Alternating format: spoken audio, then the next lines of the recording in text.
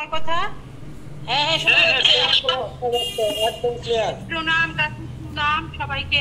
সবাইকে প্রণাম। আমার কোনো প্রস্তুতি নেই বলছি কাকু, বাবার জন্য প্রস্তুতি নিতে হবে সেটা দরকার নেই। আমি মনে করি প্রণাম গুরু কৃপায় কেবলম।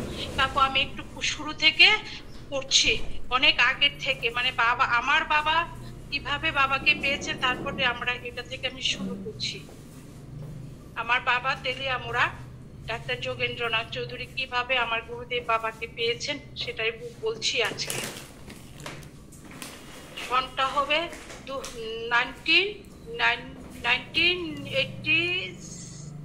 78 বা 79 হবে ওই সালে। তখন আমার বাবা একদিন ডাক্তার ছিলেন, বিকালবেলা 4:30-5টার দিকে একজন পেশেন্ট এসে বলছেন, এটা আমাদের তেলিয়ামুড়া জয়নগর একটা গ্রাম আছে, ওখান থেকে এসে বলছেন যে আমার বাড়িতে যেতে হবে, আমার মা অসুস্থ, বৃদ্ধা মা, ওনাকে দেখতে যেতে বললেন। বলতে ঠিক আছে চলো। তখন অটো সার্ভিস ছিল না, রিক্সাতে করে আমার বাবা গেলেন ওই বাড়িতে বাবাকে মানে ওই ওনার মাকে দেখতে। তারপর যখন ফিরে আসছিলেন তখন সন্ধ্যা হয়ে যাচ্ছে, বিকাল শেষ, সন্ধ্যা সন্ধ্যা ভাব। তখন বলছে আপনাকে বাড়িতে দিয়ে আস। বলছে না, আমাকে বাড়ি দিতে হবে না, আমি হেঁটে চলে যাব। তখন বাবা বাড়ি থেকে বেরিয়েছে, গুড়ি গুড়ি বৃষ্টি পড়ছে, তখন অল্প অল্প বৃষ্টি পড়ছে। তো আসার পথে ওই জয়নগর গ্রাম দিয়ে আসার সময় ওইখানে একটা পাশে একটা কালী মন্দির আছে, ওদের বাড়ির একটা বাড়িতে আর কি কালী মন্দির। এই মন্দিরের সামনে একটা বেল গাছ আছে, এই বেল গাছের বেদিটা বাঁধানো ছিল। গুড়ি গুড়ি বৃষ্টি পড়ছে, তো আমার বাবা বলছে তাকে একটু পরে যাবো, বৃষ্টিটা একটু কমুক তারপরে যাবো বলে ওই বাড়িতে ঢুকে বেল গাছের নিচে দাঁড়ালেন। ওইখানে দাঁড়িয়ে দেখলেন আমাদের গুরুদেব বাবা দাঁড়িয়ে আছেন। বাবার দর্শন পেলেন, পেয়ে বলছে বাবার সঙ্গে কথা, আমাদের বাবা গুরুদেব বাবার সঙ্গে বাবার কথা শুরু হলো। ওরা কি কথা বলেছিলেন তখন সেটা তো জানি না, ওরা বলেছিলেন, বাবা এসে বলছেন একজন মহাপুরুষের দর্শন পেয়েছি ওই দিন। ওই বেল গাছের নিচে দাঁড়িয়ে রইলেন বাবু আর আমার বাবা আর আমার বাবা আর গুরুদেব বাবা।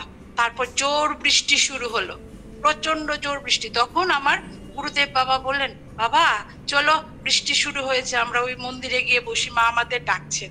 আমার বাবাকে ধরে নিয়ে হাতে গিয়ে ওই মন্দির, ওই বাড়ির মন্দিরে, কালী মন্দিরের বারান্দায় গিয়ে বসলেন। প্রচন্ড জোর বৃষ্টি নেমেছিল সেদিন। তখন বলছে যে বাবা, বলছে আমি যাবো। বলছে না, এখন যাবে না, বৃষ্টি কমুক তারপরে আসবে। তখন কথা হতে হতে বলতে বলতে, আমার বাবু খুব সাধু সঙ্গ ভালোবাসতেন, গুরুদেবকে পেয়ে ওনার সঙ্গে কথা বলে আমার বাবু আপ্লুত, বলছেন বাবা আমার বাড়িতে, বাবা নিজের থেকে বলছেন আমি তোমার বাড়িতে যাব, আমি তোমার বাড়িতে যাব বাবা, কালকে সকালেই যাব। তারপরে বৃষ্টি কমলো, বৃষ্টি কমার পর এসে বাবা, তখন আর কি কথা হয়েছিল জানি না, বাবা চলে, বাবা তোমাকে আমি কোথায় যাব আনতে, কোথা থেকে তোমাকে গিয়ে নিয়ে আসবো? বলছে না, তোমাকে আনতে হবে না, আমি নিজেই তোমার বাড়িতে আসবো, একাই আসবো আমি তোমার বাড়িতে। পরের দিন সকালে বাড়িতে এসে বাবা বলছেন একজন মহাপুরুষের দর্শন পেয়েছি, উনি কালকে আমার বাড়িতে আসবেন। তো বাবা আসবেন, আমরা তো বাবার এত কিছু জানি না, ঝাড়া পোছা করে পরের দিন খুব ভোরবেলা আমরা ঘুম থেকে উঠে হাত মুখ ধুয়ে স্নান টান করে আমার মা আমাদের ঘরের একটা সাদা বিছানার চাদর ছিল, এটা বেঁধেছে পুরো বিছানা নিয়ে। বাবা এসছে, বাড়ি সারা বাড়ি ধূপ টুপ জ্বালিয়ে, আমরা কিন্তু তখন চিনতাম না, জানতাম না, আমি কত ছোট তখন ছিলাম। বাবা এসছেন আমাদের বাড়িতে, একজন মহাপুরুষ আসবেন, ওরকম করে করেই আমরা মানে বাবার জন্য অপেক্ষা করছি। হঠাৎ করে দেখি কি সেই দেবতার আবির্ভাব ঘটলো আমাদের বাড়িতে। ধূপ ধুনা দিয়ে বাবাকে ঘরে আনছি, বাবা আমাদের বাড়িতে 2 হাত দিয়ে বসে বসে বলছে খুব খুশি। বাবার মুখখানা দেখে প্রাণ জুড়িয়ে গেল। এসে বলছেন মাকে, মা তুমি আমার এত সাদা বিছানায় বসতে দিলে, মা তোমার সাদা বিছানা নষ্ট হয়ে যাবে, আমি এখানে বসতে পারি না। বলছে না বাবা তুমি এখানে বসো। বাবা বসলেন, কিন্তু উপর থেকে সাদা চাদরটা সরিয়ে বসলেন। বাবা না তখন প্রায় সময় না জুতো পরতেন না, গিয়ে খালি পায়ে হাঁটতেন। এসে বললেন আমাকে দাও, পায়ে একটু জল দেবে? তো আমরা সবাই তো দৌড়াদৌড়ি করে এসে, জানি না কি হয়েছিল, সবাই বাবার দৌড়ে এসে বাবাকে দর্শন করার, আমাদের পাড়া, আমরা কাউকে বলিনি তখনও, কিন্তু আমাদের সমস্ত পাড়ার লোক বাবাকে দর্শন করার জন্য কিভাবে এসে জড়ো হয়ে গেছে বাবাকে দর্শন করার জন্য। ওদের বাড়িতে একজন মহাপুরুষ এসেছেন, মহাপুরুষ এসে দর্শন করার জন্য, শুনে শুনে শুনে শুনে অনেকজন এসেছেন। আর আমরা বসে বাবাকে প্রণাম করছি, প্রচুর ধূপ টুপ দেওয়া হচ্ছিল। বাবা আবার ধূপকাঠি জ্বালানো হয়েছিল। বাবা ধূপকাঠি পছন্দ করতেন না। বাবা বলতেন, মা ধূপ দিও, মা ধূপকাঠি দিও না। তো বলছিল, বাবা তোমার আমরা কি একটু সেবা দেব, তোমাকে একটু কিছু খেতে দিতে, সেবা দিতে চাই, তোমাকে কি দেবো? আমি তো অন্য কিছু নেবো না এখন সকালবেলা। তো আমাদের না একটা গোমাতা ছিল, এটা আমার বাবা নিজের হাতে ওই গোমাতার যত্ন করতেন। বলছেন, বাবা আমার নিজের হাতের ঘরের এই গোমাতার দুধ তোমাকে দিতে চাই। বলছেন, ঠিক আছে দেবে, দাও। খই আর দুধ দিয়েছিল। বাবা না তৃপ্তি করে সেটা খেয়ে বলেছিলেন যে কি আমার মাকে যশোদা বলতেন, মা তুমি তো যশোদা মা। আর তারপরে বলেছিলেন, একটা কাঁঠাল গাছের মধ্যে যখন এই গোমাতা সন্তান প্রসব করবে, একটা কাঁঠাল গাছের পাতার মধ্যে একটা সবরি কলা জড়িয়ে ওকে খাইয়ে দেবে। তাই করতো আমার বাবা প্রতি বছর। গরুটা যখন সন্তান জন্মানোর সময় হতো, পরে সন্তান জন্মানোর পরে কাঁঠাল পাতার মধ্যে একটা সবজি কলা জড়িয়ে গরুটাকে খাইয়ে দিত। আর না দেখা যেত কি, ওর কাকু, আমি কি বলবো সবার কাছে, আমাদের এই গরুটা ছিল কামধেনু গরুর মতো। বাবার এই আশীর্বাদে ও এত দুধ দিত, এত দুধ দিত না। প্রতি বছর আমার মা বড় নিজের হাতে ঘরে মাখন তুলতো, ঘি তুলতো, বাবাকে দিত। বাবা তুমি তোমার ভক্তদের মধ্যে দিয়ে দিও। প্রতি বছর বাবা যখনই আসতো, আমার মা বাবাকে এই গরুর দুধের সন্দেশ, তারপরে নাড়ু, ক্ষীর, ঘি, মাখন দিত, তারপরে দুধ দিত। হ্যাঁ, বাবা আসলে এত খুশি হতো। বাবা আমার মাকে যশোদা মা বলতে, মা তুমি তো যশোদা মা, তুমি তো যশোদা মা। আর বলতো, মা যশোদা মায়ের সন্দেশ। আমি যখন এই ঘুরতে ঘুরতে কোথাও যেতাম, তখন কৌটা ভর্তি করে বাবাকে সন্দেশ দিয়ে দিত। বাবা বলতেন, মা তোমার সন্দেশ আমার এবার বৃন্দাবন গেছে। আবার পরের বছর এসে বলতে, মা তোমার সন্দেশ এবার নবদ্বীপে বিলি করে এসছে। বাবা যেখানে যেতেন সেখানেই এই সন্দেশ বিলি করে দিয়ে আসতেন। তারপরে আজকে এতটুকুই থাক, আমি পরে কোনো প্রস্তুতি নেই, আমি আবার পরে বলবো, নিয়ে শুরু করছি আমাদের পরমারাধ্য শ্রী শ্রী শিবানন্দ বাবার সাথে কাটানো কিছু অমৃতময় মুহূর্তের কথা। স্মরণ করছি বাবাকে, যা আমার প্রাণের কথা, যা আমার মনের কথা। গুরু কৃপা হি কেবলম, গুরু তব চরণম শরণম। 1977 সালের পর বাবা আবার তেলিয়ামুড়ার ত্রিপুরাতে আসেন 1978 সালে। বাবা তখন প্রায় প্রতি বছরই ত্রিপুরাতে আসতেন। 1978 বাবা আমাদের বাড়িতে নারায়ণ পূজা করেছিলেন। বাবা বলেছিলেন, কোনো আড়ম্বর নয়, শুধু বাতাসা আর আমার যশোদা মায়ের, অর্থাৎ আমার মায়ের হাতের তৈরি পায়েস দিয়েই নারায়ণের ভোগ হবে। আমি তখন ক্লাস 5-এ পড়ি। বাবার পেছনে সেই মতো অনুসারে পূজার আয়োজন শুরু হলো। আমি তখন ক্লাস 5-এ পড়ি। বাবার পেছনে বসে বাবার পুজো করা দেখছিলাম। ধূপের ধোয়া, উলুধ্বনি, শঙ্খধ্বনি, কাসর ঘন্টা বাজছিল। বাবা মন্ত্র উচ্চারণ করে একের পর এক তুলসী পাতা, শালগ্রাম শিলায় নারায়ণকে দিয়ে যাচ্ছেন। আর আমি দু চোখ ভরে শুধু দেখেই যাচ্ছিলাম। তখন এত কিছু মনে হয়নি। তারপর বাবাকে দেখতাম, বাবা কত জায়গায় কত ভাবে কালী পূজা করেন, দুর্গা পূজা করেন, শিব পূজা করেন। বাবা যখন পুজো করতে বসেন, বাবা আমার কানে তখন বাবা মন্ত্র উচ্চারণ করেন, কিন্তু আমার কানে কোনো মন্ত্র শুনতে পাই না। আমার নিজের মন থেকে কোনো মন্ত্র উচ্চারিত হয় না। আমি শুধু বিভোর হয়ে দেখি বাবা কিভাবে নারায়ণের পায়ে তুলসী দিচ্ছেন, মা কালীর পায়ে ফুল দিচ্ছেন, শিবলিঙ্গে বেলপাতা দিচ্ছেন। মনে হচ্ছে সমস্ত দেবদেবীরা স্বর্গ থেকে নেমে এসে বাবার সামনে স্বয়ং দাঁড়িয়ে আছেন। আমি শুধু এখন এগুলো অনুভব করতে পারি, তখন কিছুই বুঝতে পারতাম না। এবার আবার নারায়ণ পূজার কথাই বলছি। পুজো শেষ হলো সেদিন। গুরুদেব বাবার অনুমতি নিয়ে আমার বাবা ডাক্তার যোগেন্দ্রনাথ চৌধুরী নরনারায়ণ সেবার আয়োজন করেছিলেন। আমাদের গুরুদেব বাবা ভক্তদের সেবা না হলে তিনি নিজেও তো সেবা গ্রহণ করতেন না। ভক্তদের সেবা দাও বাবা বলে বাবা নিজেই হাতা খুন্তি বালতি নিয়ে চললেন। কি দ্রুত হাঁটতেন বাবা। আমরাও বাবার সঙ্গে ছুটে ছুটে প্যান্ডেলে গেছি। বাবা কি করছেন, নিজের হাতে সবাইকে প্রসাদ দিচ্ছেন। ভক্তরা তৃপ্তি সহকারে প্রসাদ গ্রহণ করছেন। বাবাও প্যান্ডেলে ঘুরে ঘুরে বেড়াচ্ছেন, জপ করছেন। আর ভক্তরা সবাই মিলে বাবার জয়ধ্বনি দিচ্ছেন। সেইভাবে মহাপুরুষ দর্শন, মহাপ্রসাদ গ্রহণ, মহানন্দে 1978 সালেরও সমাপন। জয় বাবা শিবানন্দ বাবার জয়।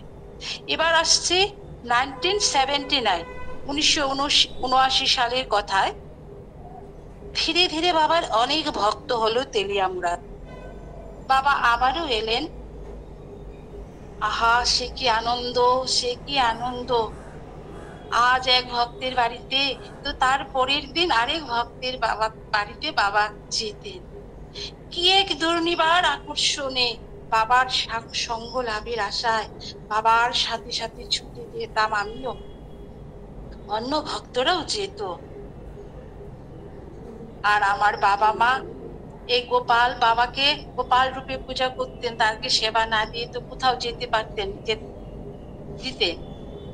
আমাদের ঘরে বাবা আসতেন, বাবা ঘরে মাঝখানে বসতেন, আমরা সবাই বাবাকে ঘিরে বসতাম। বাবার মুখ থেকে অনর্গল বেরিয়ে আসতো নানান গল্প। ও গ্রাসে সেসব গল্প শুধু শুনতাম, বুঝতাম না কিচ্ছু। ক্লাস 6-এ পড়া ছোট্ট একটা মেয়ে কি আর বুঝবে। এখন কিছুটা অনুভব করতে পারি সেগুলি গল্প ছিল না, ছিল বাবার মুখ নিঃসৃত অমৃতময় বাণী। এবার 1980 সালের কথা বলছি, আমার জীবনের অতি মহিমাময় একটি দিনের কথা। 1980 সালের 16 নভেম্বর, বাংলা কার্তিক মাসের সংক্রান্তির দিন, আমার দীক্ষা নেওয়ার দিন। বাবা আমাদের বাড়িতেই ছিলেন আগের দিন। ভোরবেলা ঘুম থেকে 3টায় বাবা স্নান সেরে পুরো বাড়ি পায়চারি করছিলেন আর জপ করছিলেন। আমরাও সবাই স্নান সেরে পরিচ্ছন্ন পোশাকে তৈরি হয়ে গেলাম।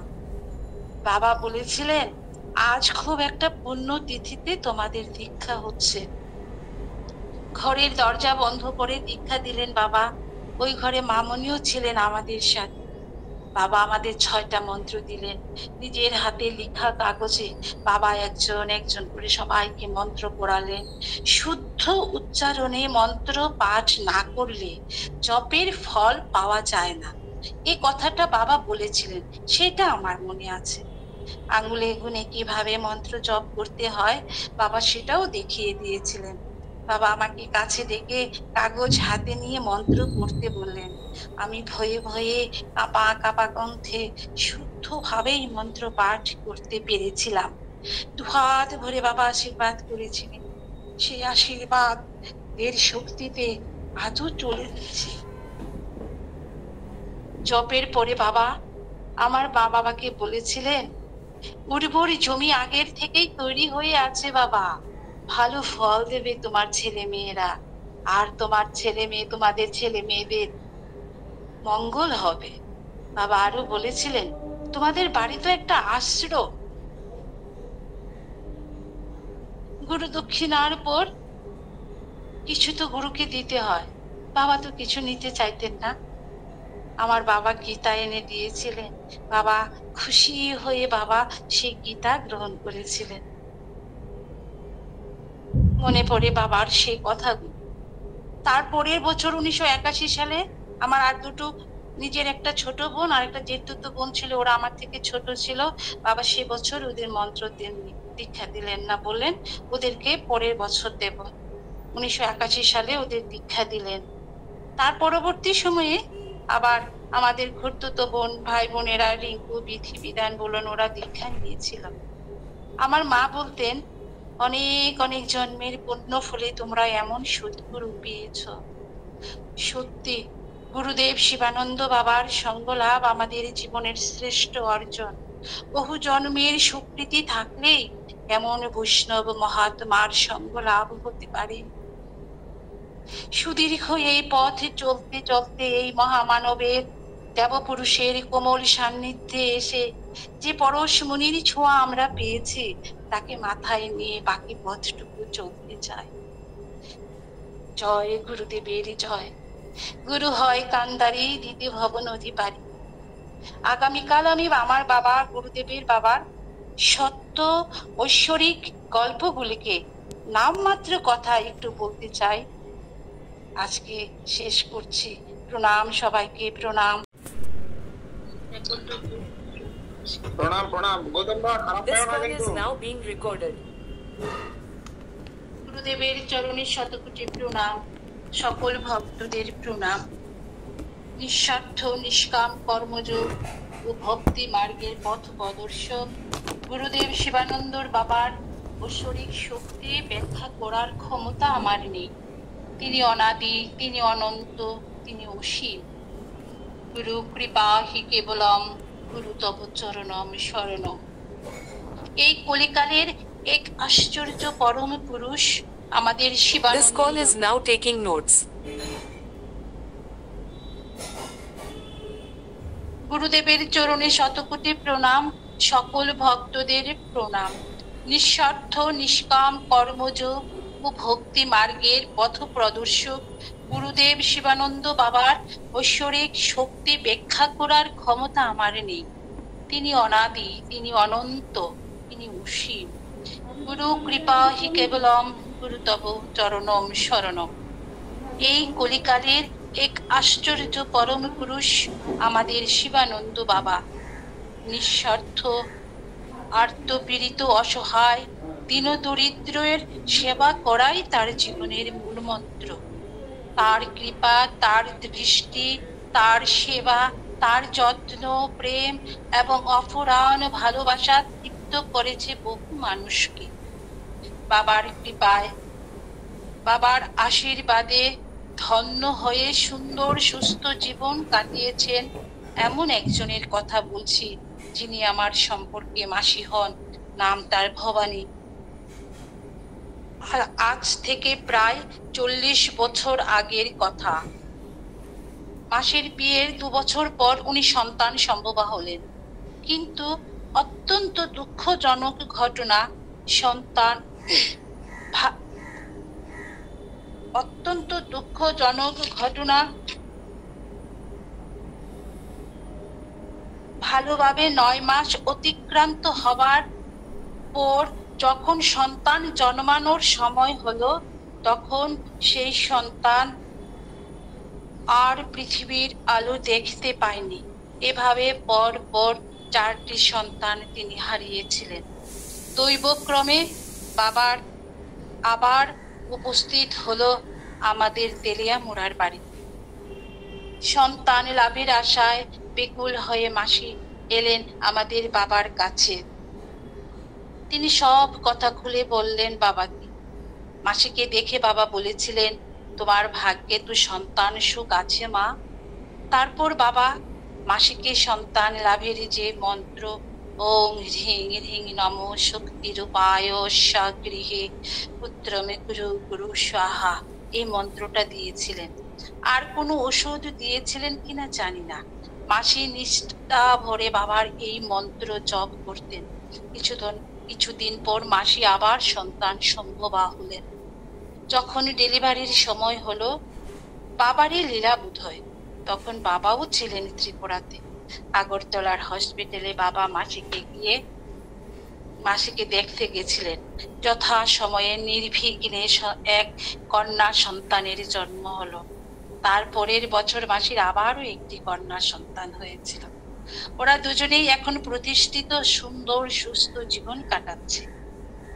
আমার দৃঢ় বিশ্বাস, বাবার অসীম ঐশ্বরিক কৃপায় মাসির মুখে হাসি ফুটেছিল। এখন আমি আমার নিজের জন্মদাতা বাবার কথা বলছি। এই ঘটনা আমি আগেও শনিবার বিকালে যখন আমাদের সৎসঙ্গ শুরু হয়েছিল তখন বলেছিলাম। আজকে আবার বলছি। 1999 সালের ইংরাজি অক্টোবর মাসের ঘটনা। আমার বাবার গল ব্লাডার স্টোন ধরা পড়লো, অপারেশন করাতে হবে। বিলিরুবিনের হার অস্বাভাবিক রকমের বেশি, অবস্ট্রাকল জন্ডিস। ডাক্তারবাবুরা কিছুতেই রাজি হচ্ছিলেন না অপারেশন করতে, তবুও আমরা আগরতলাতেই অপারেশন করালাম। অপারেশনের আগে গুরুদেব বাবাকে ফোন করেছিলাম আমি। বাবার অমোঘ বাণী ভেসে এসেছিল ওর প্রান্ত থেকে, তোমার বাবা ভক্ত মানুষ, কিচ্ছু হবে না তোমার বাবার, উনি সুস্থ হয়ে যাবেন। কিন্তু অপারেশনের পর বাবার সেন্স আসছিল না। 3 দিন কেটে গেছে, পাগলের মতো ছুটাছুটি করছি, কি করব? ডাক্তারবাবুরা আসছেন আর দেখে যাচ্ছেন, বলছেন এবার ঈশ্বরকে ডাকুন। ঈশ্বরের হাতে সব কিছু আমাদের, আমরা আর কিছু করতে পারছি না। সকাল থেকে পরিচিত জনেরা আসছেন বাবাকে দেখতে, চারিদিকে ছড়িয়ে পড়েছে ডাক্তারবাবু আর বাঁচবেন না। হাত পা অসাড় হয়ে যাচ্ছিল আমার, কি করব আমি এখন? বাবার অবস্থা গুরুতর। আমি বাবার বেডের পাশে দাঁড়িয়েছিলাম। তখন রাত প্রায় 11টা। 4-5 জন ডাক্তার একসঙ্গে আমার বাবার বেডের পাশে এসে দাঁড়ালেন। একে একে স্যালাইন, অক্সিজেন খুলছেন। আমি অঝোর ধারায় কাঁদছি। এমন সময় আমার বাবা হঠাৎ উঠে বসে গেলেন আর বলছেন, বাবা বাবা তুমি চলে যাচ্ছ? তার দুহাত কপালে ঠেকিয়ে প্রণাম করছেন। ডাক্তার বাবুরা অবাক হয়ে তাকিয়েছেন আমার বাবার দিকে। কি হলো ওনারাও বুঝতে পারছিলেন না। অপারেশনের পর 4 দিন কেটে গেছে, যে পেশেন্ট চোখ মেলে তাকায়নি উনি উঠে বসে গেলেন কিভাবে? তারপর আমার বাবা আবার আস্তে আস্তে নিস্তেজ হয়ে শুয়ে পড়লেন। বাবাকে ডাক্তার বাবুরা জিজ্ঞাসা করছিলেন, কি হয়েছে বলুন তো, আপনি কাকে ডাকছিলেন? ক্ষীণ গলায় বাবা বলছিলেন, আমাদের গুরুদেব বাবা এসেছিলেন তো, তিনি 3 দিন ধরে আমার মাথার কাছেই বসেছিলেন। তারপর আর কিছু বলতে পারেননি, চোখ বন্ধ করে নিলেন। ডাক্তার বাবুরা বলা বলি করছিলেন, এ কি করে সম্ভব? সাক্ষাৎ মৃত্যুর দুয়ার থেকে ফিরে এলেন আমার বাবা গুরুদেবের অপার মহিমায়। তারপর নিরোগ দেহে আমার গুরুর জপ তপ করে সুদীর্ঘ 82 বছর পর্যন্ত অতি সুখময় জীবন তিনি কাটিয়েছিলেন। আমার চরণ নয়, আমার আচরণকে দেখো। সত্যি আমার জন্মদাতা পিতা বাবার এই নিয়ম মাফিক খাওয়া দাওয়া, চলাফেরা, কাজকর্ম, কথাবার্তা সব কিছু ছিল শিবানন্দময়। জয় বাবা শিবানন্দের জয়, জয় গুরুদেবের জয়। এবার আমার হাজবেন্ড সুব্রত দেবনাথের কথা একটু বলছি, এটা না বলে পারছি না। উনি ঈশ্বর বিশ্বাসী ছিলেন, কিন্তু কোনো গুরুদেবের প্রতি ওনার সেরকম বিশ্বাস ছিল না। এজন্য আমার মনে না একটা খুব দুঃখ বোধ ছিল। 2004 সালে আমার বাবা ওকে নিয়ে গুয়াহাটিতে গেছিলেন। সেখানে আমাদের গুরুদেব বাবার দর্শন পেলেন প্রথমবার। তারপরে 2005 সালে আগরতলার চন্দ্রমহলে যখন বাবা এলেন, তখন আবারও আমার বাবা অনুরোধ করে তাকে নিয়ে গেলেন চন্দ্রমহলে। বাবার দিকে তাকিয়ে আছেন, আমরা সবাই বাবাকে একে প্রণাম করছি। ও দূরে দাঁড়িয়ে আছে। আমাদের বাবা হাত নেড়ে ডাকলেন, তুমি কাছে এসো। ও গেল বাবার কাছে, বললেন তুমি আমার পাশে বসো। হাতে ধরে বাবার পাশে বসালেন। বাবা অন্তর্যামী বাবা বলেছিলেন, তোমার চোখে এত অবিশ্বাস কেন? কি বলবো আমি? তারপরও বাবার পাশে বসে দীর্ঘ সময় ধরে বাবার সঙ্গে কথা বলেছিল। তারপর থেকে কি এক আকর্ষণে সে আমার বাবার কাছে ছুটে যেতে শুরু করলো।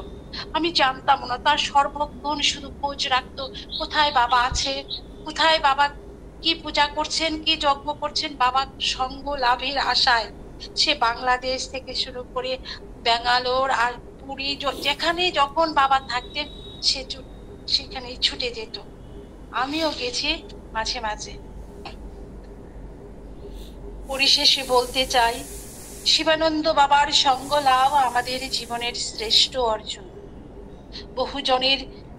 বহু জন্মের সুকৃতির ফলেই এমন বৈষ্ণব মহাত্মার সঙ্গ লাভ আমরা করতে পেরেছি। এই মহান সাধকের জীবনের উদ্দেশ্য ও তার কর্মযজ্ঞের লক্ষ্য ছিল শিব জ্ঞানী জীব সেবা। তিনি 3 যুগ ধরে নিঃস্বার্থ মানব সেবাই করে গেছেন। আমরাও তার এই কর্মযজ্ঞকে যেন চালিয়ে নিয়ে যেতে পারি, আর্তপীড়িত দীনদরিদ্রের সহায় হতে পারি, এই অঙ্গীকারে আমরা আবদ্ধ যেন হতে পারি। সারা বিশ্ব জুড়ে বাবা যেভাবে সমস্ত ভক্তদের এক সুতায় বেঁধে রেখে গেছেন, আমরা যেন কাঁধে কাঁধ মিলিয়ে হাতে হাত ধরে বহুদূর পথ যেতে পারি। তার কথায়, this world is my hope, তাই যেন হয়। সারা বিশ্ব জুড়ে উনি থাকুন, আমাদের অন্তরে, আমাদের স্মরণে, আমাদের মননে। সাধু গুরু বৈষ্ণব আমার বাবার ভক্তদের শ্রীচরণে আমার শতকোটি দণ্ডবোধ প্রণাম নিবেদন করে এখানেই শেষ করলাম। সবার কাছে আমার বিনম্র অনুরোধ, যদি আমার বলাতে কোনো ভুল ত্রুটি থাকে তবে নিজ গুণে ক্ষমা করবেন।